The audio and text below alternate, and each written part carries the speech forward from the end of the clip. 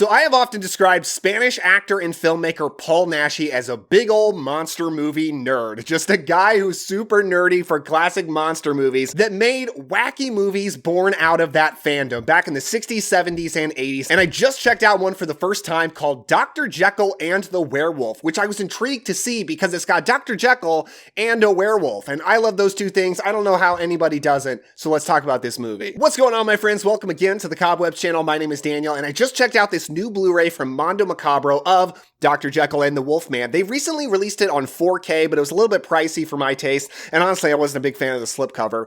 But now they've released this standard edition Blu-ray. I got on Amazon for $25. That's a price I wanted to pay. And I've always been really intrigued by this movie because I've always wondered, what is a movie with Dr. Jekyll and Mr. Hyde and a werewolf? How on earth does that work? Because they're both kind of the same monster, right? In both cases, well, not the same monster, but kind of the same story, in that in both cases, the guy is transforming into a monster. So how do you do both? But first of all, let's talk a little bit about Paul Naschy. Now, I love this guy, but I'm not an expert on him, but I'm really enjoying going through his movies one by one. I think I've seen around 10 so far, and 4 of those have been in his Hombre Lobo series, which is a series of werewolf movies that are all about the same character that he plays, Waldemar Daninsky. That's what this fits into. This is part of the Hombre Lobo series, so this is the 5th one now I've seen, but the 6th one to be released. It was in 1972, and the film opens up not about Paul Naschy, but about some other random middle-aged guy who just married a younger, very beautiful woman, and they're going on their honeymoon back to his homeland of Transylvania because he wants to visit the graves of his parents, who apparently got axe murdered when he was 7 years old, which is a plot point that never comes back in this movie. They just got axe murdered, so all right. But after visiting this very spooky atmospheric graveyard, they are attacked by some local hooligans. He is murdered, she is almost assaulted, but she is saved by the heroics of Paul Naschy as Waldemar Daninsky. Yes, Waldemar Daninsky comes in just kicking ass. It's great. And it becomes clear that he's going to be our hero of this movie. And if you don't know, that's usually how these movies go. Like, he's a werewolf, and when he's a werewolf, he sometimes does terrible things. But Waldemar Daninsky is usually our hero, and he's definitely our goody two-shoes heroic figure in this movie.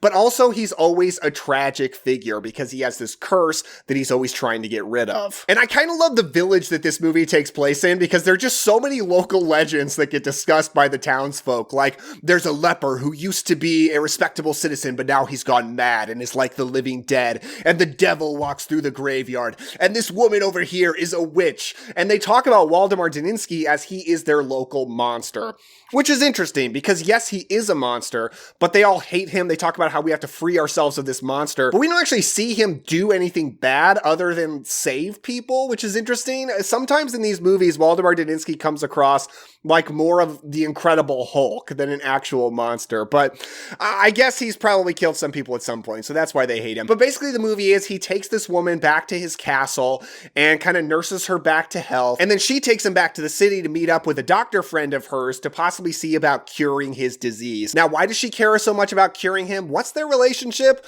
Well, it seems kind of ambiguous until...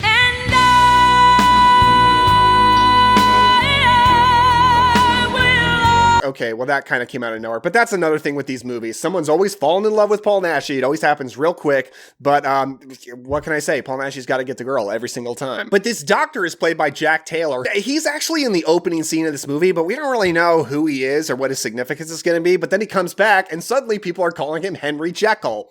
And there it becomes clear, okay, he's Dr. Jekyll, because I didn't know, because I really wasn't sure, because something about Paul Naschy is he often plays dual roles in his movies, because he likes to have his cake and eat it too.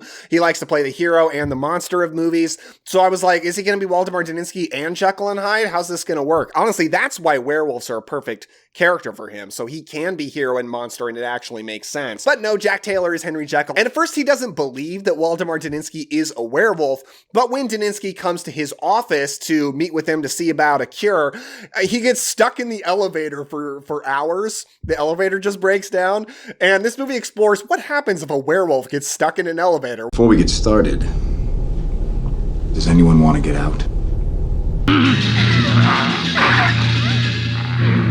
Well, eventually he turns into a werewolf and then kills people. That's his most monstrous thing in this movie. He does brutally murder somebody in that sequence, but I just love that it's because an elevator just broke down. It's pretty funny screenwriting. So then Dr. Jekyll believes he's a werewolf, but I've got to tell you how the Mr. Hyde stuff comes about in this movie because it's so wild, it's so funny.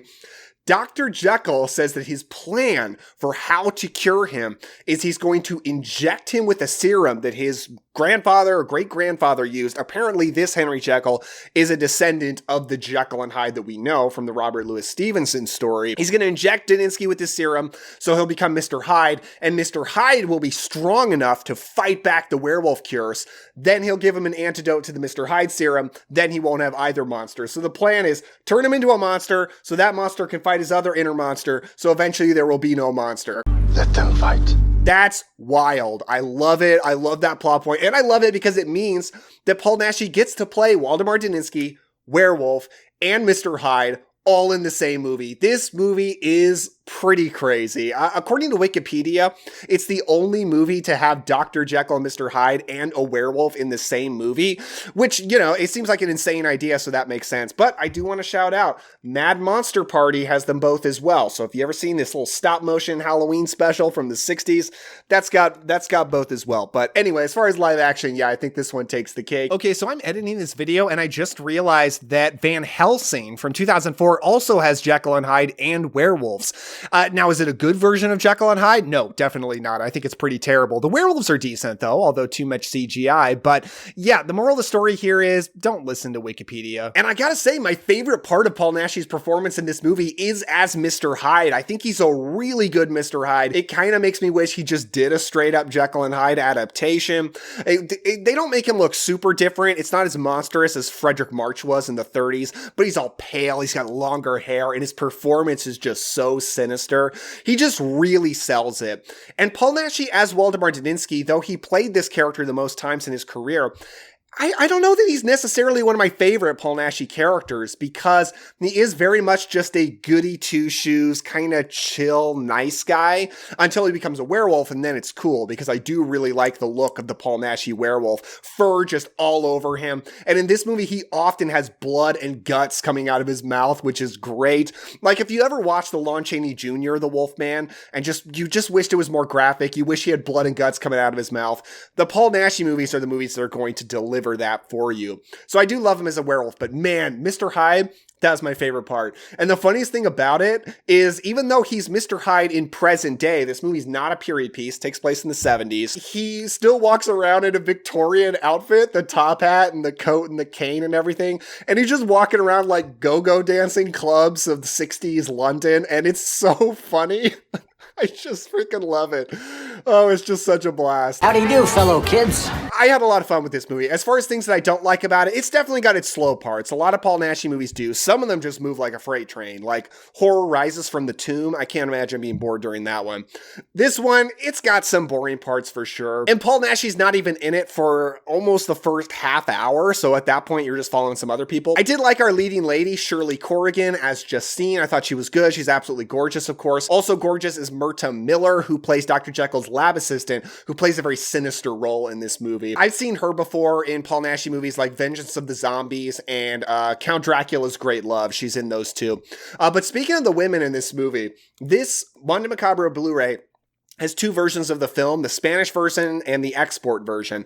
I assumed to watch the Spanish version because I figured that's the more pure version of the movie, but I looked into it after and it turns out the Spanish version is the clothed version and the export version to other countries was the one with all the nudity, which I did notice this movie didn't have any nudity, which, you know, that's fine. I'm not saying that's not okay, but it is surprising for a Paul Naschy movie because his movies are usually more on the sleazy side and this one wasn't, but apparently that's the export version. So I'm curious if it's just the same scenes with just more nudity or if there's some other stuff in there as well. I don't know. One of these days, I guess I'll have to check out the export version.